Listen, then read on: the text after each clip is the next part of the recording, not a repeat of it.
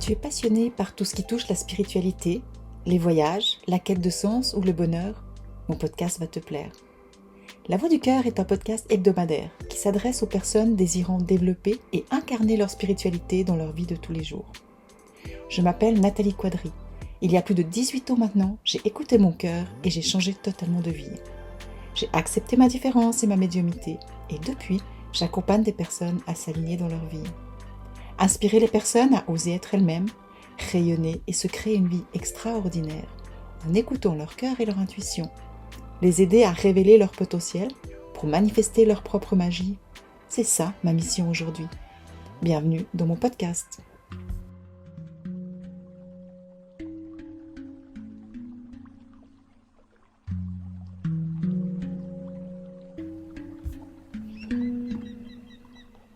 Dans mon 4e épisode, j'ai envie de t'expliquer comment les synchronicités m'ont permis d'incarner le message que j'avais reçu à Rennes-le-Château et de me retrouver assise en face d'Anubis dans son temple à Luxor.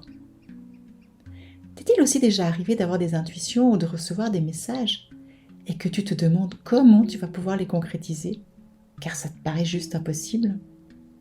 Si oui, je suis persuadée que mon épisode va te donner des pistes intéressantes.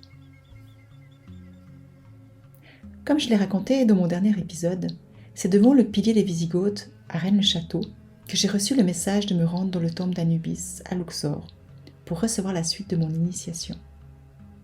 Je n'ai pas trouvé ce temple malgré de nombreuses recherches sur mon ami Google, mais je savais que si j'avais reçu l'info, c'est que c'était juste, même si je ne savais pas encore où il se trouvait. Ce que j'ai oublié de te dire, c'est que lors d'une conférence à Vevey sur les crop circles en février 2011, donc un mois avant de me rendre à Rennes-le-Château, j'ai eu l'appel d'aller en Angleterre pour aller dans les crop circles et ressentir leurs énergies. Je suis donc partie avec ma maman et un ami dans un voyage organisé par des géobiologues à la découverte des crop circles. C'était en juillet 2011 et c'était aussi une expérience juste incroyable dans laquelle j'ai reçu plein d'enseignements, que ce soit dans les crop circles même ou lors de notre visite à Stonehenge. Et ce qui est juste hallucinant, c'est que dans notre groupe, il y avait un homme passionné d'égyptologie, comme par hasard. Et c'est lui qui m'a donné l'info que je cherchais tant, et j'étais super heureuse d'apprendre que ce tombe d'Anubis que je recherchais depuis plus de 3 mois existait bel et bien. Comme quoi, c'est comme si tout était déjà orchestré sur un autre plan. C'est ça que j'adore et que j'appelle la magie. Il me restait encore un petit souci, c'est que je n'avais absolument pas l'argent pour y aller. Je me suis donc résignée en me disant que j'irais plus tard et que ça n'était pas si grave finalement. Mais ce dont je n'étais pas consciente, c'est que lorsqu'on commence à écouter notre cœur et à se mettre à l'écoute de notre âme, la vie se charge de nous soutenir dans notre démarche et nous offre une palette de synchronicité juste inimaginable. Mon fils aîné allait bientôt avoir ses 18 ans et je voulais lui faire un beau cadeau. J'ai proposé plusieurs choses, mais il m'a dit que ce qui lui ferait vraiment plaisir serait d'aller au Louvre. Je lui ai demandé pourquoi, car sa requête me surprenait. Et il m'a dit qu'il rêvait d'aller voir la partie sur l'Égypte, car ça l'intéressait beaucoup et que c'était moins cher qu'un voyage en Égypte. Il rêvait d'aller à Luxor. Et là, j'ai vu un clin d'œil de l'univers.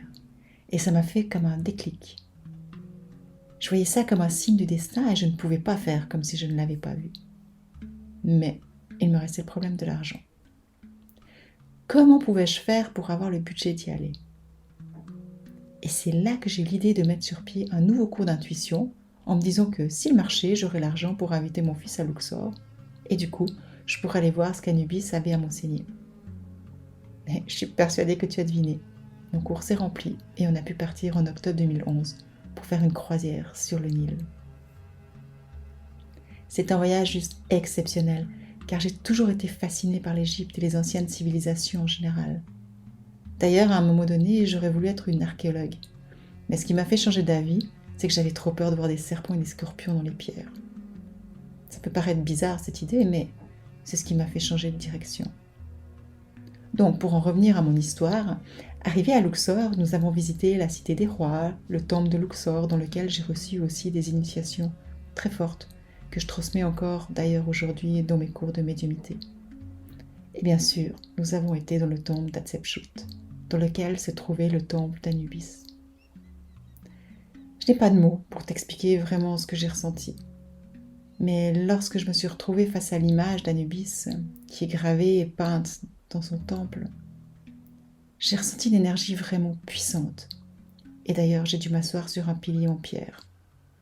Je suis partie en état modifié de conscience pour entrer en communication avec ses enseignements et lui demander pourquoi j'étais là. C'est un peu comme ça que je fais à chaque étape. Je demande pourquoi je suis là et quel enseignement j'ai à recevoir. Et à la fin, je demande simplement quelle est la prochaine étape de mon voyage initiatique. Donc là, face à son image, j'entends que je suis là en lien avec la thématique de la mort et que j'ai des choses à guérir et à transformer en lien avec elle. Honnêtement, je ne comprends pas vraiment, car en étant médium, je communique avec les personnes décédées et j'ai donc la certitude que la vie continue après la mort. Il me semblait que ce n'était pas vraiment un problème.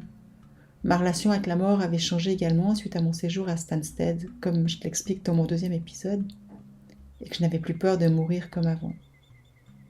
Donc, je ne comprenais pas vraiment ce qu'il voulait me dire. Mais il m'a dit que je devais suivre une formation sur l'accompagnement de fin de vie. Et là, bingo. Non, ça je ne pouvais pas. Me confronter à une personne qui va mourir me paraissait juste inimaginable. Et je ne me voyais pas du tout faire ça.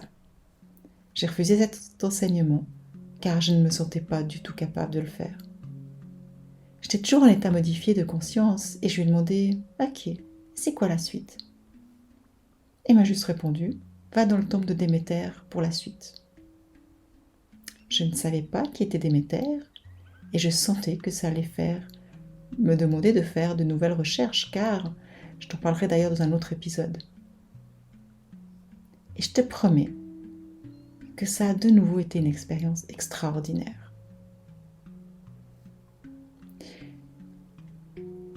Et à ce moment, je sens une présence autour de moi. C'était un garde qui me parlait. Il croyait que j'avais fait un malaise et voulait voir si j'avais besoin d'aide ou de quelque chose. Bien sûr que je ne pouvais pas lui dire que j'étais en train de communiquer avec Anubis. Alors je me suis levée et je suis partie un peu plus loin. Mais le retour à la réalité a été un peu difficile, je dois le reconnaître. Mais il y a des choses qu'on ne peut vraiment pas dire. Mais je souris toujours en repensant à ce moment. J'ai donc remercié l'énergie du lieu et les enseignements reçus. Et je suis partie rejoindre mon fils pour continuer la visite. Mais avant de te partager certains enseignements que j'ai retirés de mon voyage à Luxor, j'ai envie de te raconter mon retour en Suisse et la puissance des synchronicités. Tu verras, c'est vraiment au-delà de l'entendement. Et même si on ne croit pas à la magie de la vie, il y a des fois où on n'a pas le choix que d'y croire. Donc en rentrant, je discute avec une amie et je ne sais plus pourquoi, car je ne parlais pas de mon voyage, mais elle me dit qu'elle s'est inscrite à un cours d'accompagnement de fin de vie et me demande si j'aimerais l'accompagner. C'est quand même fou, non ? Je refuse l'invitation directement car je ne peux pas imaginer faire ça. Mais après, je repense au message reçu à Luxor. Je vois les synchronicités et je me dis que si ça doit faire partie de mon voyage initiatique, je devais oser. Et une fois de plus affronter mes peurs et participer à ce cours. J'ai donc rappelé mon ami. Je lui dis « Ok, je viens avec toi ». J'imagine que je n'ai pas besoin de te dire à quel point ce cours a été initiatique pour moi. M'a fait pleurer de toutes mes larmes, m'a confrontée à mes peurs et a aussi pacifié des espaces en moi. Et quelques mois après, on s'inscrivait avec mon ami à une formation d'accompagnement de personnes en fin de vie avec Rosette Poletti sur une année. C'est juste incroyable, non ?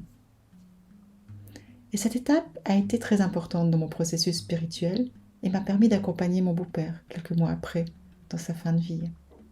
J'ai pu l'accompagner grâce à ce que j'avais libéré durant ces 2 formations et grâce à ma médiumnité, bien sûr.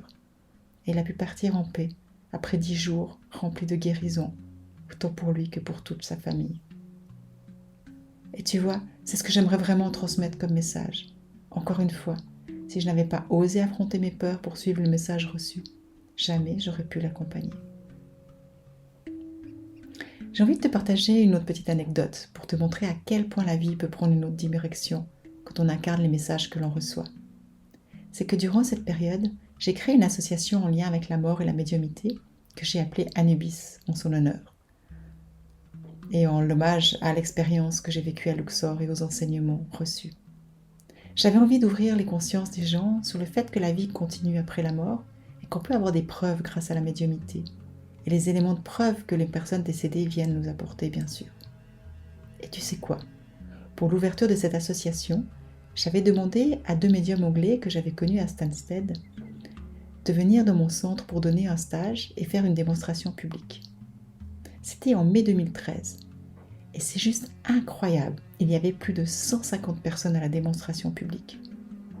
J'étais remplie de gratitude de voir toutes ces personnes qui venaient pour recevoir des preuves que la vie continuait et qu'on pouvait parler à des personnes décédées. J'étais tellement heureuse de voir tous ces yeux rivés sur les médiums, à les écouter transmettre de magnifiques messages d'amour de l'au-delà. Tu n'imagines même pas. Et ma collaboration avec les médiums anglais date de cette époque et continue encore à ce jour. Ils viennent régulièrement donner des stages dans mon centre et faire une démonstration publique. Comme quoi, lorsqu'on écoute les messages que l'on reçoit et qu'on les suit, notre vie peut vraiment prendre une tournure qu'on n'aurait jamais imaginée. Parce que jamais je n'aurais imaginé collaborer avec eux lorsque j'y suis allée pour la première fois en 2009. Voilà, j'ai eu à cœur de te partager cet épisode de mon voyage initiatique car j'ai fait beaucoup appris et que j'ai envie de te transmettre certains enseignements reçus. Le premier, c'est l'importance d'être consciente que la vie est là pour te soutenir. Elle n'est pas contre toi et que si tu écoutes ton cœur et ton intuition et que tu te fais confiance, les synchronicités, des rendez-vous improbables et des clins d'œil vont se manifester tout autour de toi. Le deuxième, c'est que pour écouter ton intuition, il est important que tu fasses la paix avec ton mental et qu'il devienne ton meilleur ami. Car c'est grâce à lui que tu vas pouvoir comprendre et incarner ce que ton intuition te montre. Le troisième enseignement, c'est que même si tu reçois des messages qui te font peur, car ils te demandent de sortir de ta zone de confort, ose les expérimenter. Va jusqu'au bout de l'expérience, car plus tu le feras, plus tu pourras lui faire confiance et plus tu pourras te faire confiance. Donne-toi les moyens de pouvoir les incarner, même si tu ne sais pas comment, ni quand. Mais tout ça fait partie d'un voyage initiatique vers l'éveil de soi. Je te dis ça bien sûr à condition que tu ne reçoives pas un qui soit dangereux pour toi ou d'autres personnes, on est d'accord. Le quatrième enseignement que j'aimerais te transmettre, c'est que c'est seulement lorsque l'on expérimente des enseignements que l'on reçoit, que l'on peut les intégrer. Avant ça, ça reste dans la tête, ça n'a pas de sens. Peut-être qu'il te faudra du temps, peut-être que tu ne pourras pas tout faire tout de suite. Mais, comme je l'ai dit avant, ça fait partie d'un processus qu'on est venu expérimenter sur Terre. Et ça serait dommage de passer à côté juste à cause de tes peurs ou de tes croyances limitantes. Quand tu commences à partir dans ce genre de voyage, c'est nos limites. Et les seules limites sont celles que tu te mets. Le cinquième est en lien avec la mort directement. Ce que j'ai appris de cette rencontre avec la mort humaine, c'est l'importance de vénérer la vie. Elle est sacrée, c'est un cadeau incroyable qu'on a reçu et c'est à nous d'en prendre soin. D'ailleurs, la promesse que je me suis faite suite à cet enseignement, c'est que je ne veux pas avoir de regrets au moment de ma mort. À moi de faire, d'exprimer, de mettre en place, d'expérimenter ce que je veux, afin de ne jamais vivre avec des regrets. De cette façon, lorsque ce sera le moment que je parte, je serai en paix. Et le dernier enseignement est aussi en lien avec la mort. Ça peut paraître simple et banal, mais si tu le vis en pleine conscience, tu réaliseras à quel point c'est un bel enseignement. La vie, la mort ne sont que des étapes. Bien sûr, tu es né à un certain moment et tu vas mourir à un autre, mais au cours de ta vie, il y aura beaucoup de morts et de renaissances. Toute ta vie est constituée de création et de destruction. Tu as des moments dans lesquels tu vas débuter certaines choses, que ce soit des relations, des activités, des pensées ou autres, et à d'autres où tu vas en arrêter. Et si tu vis en pleine conscience ces étapes, en faisant même certains rituels si tu le souhaites, ta vie va prendre une autre dimension et ta relation avec la vie et la mort va changer. Aussi bien la vie que la mort sont sacrées finalement, et ces deux étapes méritent d'être intégrées pleinement. Est-ce que ça fait sens pour toi ?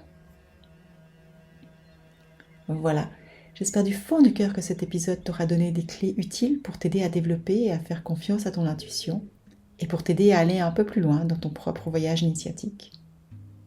Comme dans mes autres épisodes, j'ai envie de t'inviter à t'accompagner avec quelques questions ouvertes durant cette semaine.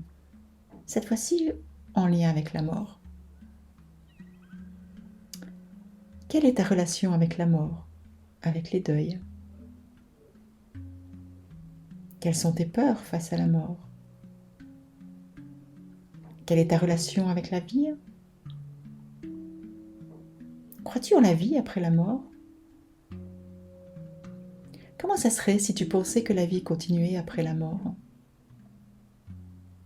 Et pour finir, comment vis-tu les différentes étapes de création et de destruction dans ta vie? Et voilà, j'arrive déjà à la fin de mon 4e épisode et j'ai eu beaucoup de plaisir à partager ce moment avec toi. Si tu as envie de partager tes réflexions suite à mon podcast de ce jour ou les changements que tu observes en cheminant avec mes questions, je t'invite à rejoindre la communauté bienveillante de mon groupe privé Facebook Rêver et je me ferai une joie de te lire et de te répondre. Dans mon prochain épisode, j'ai envie de te révéler pourquoi, lors de mon retour à Bali, 21 ans après ma première visite, j'ai décidé de tout vendre pour 1 franc et de repartir à zéro. Je ne sais pas toi, mais personnellement, il y a des fois où la seule solution pour se sentir aligné est de tout casser pour repartir à zéro sur une nouvelle base. Et même si ça me fait peur, je sais que je dois passer par là.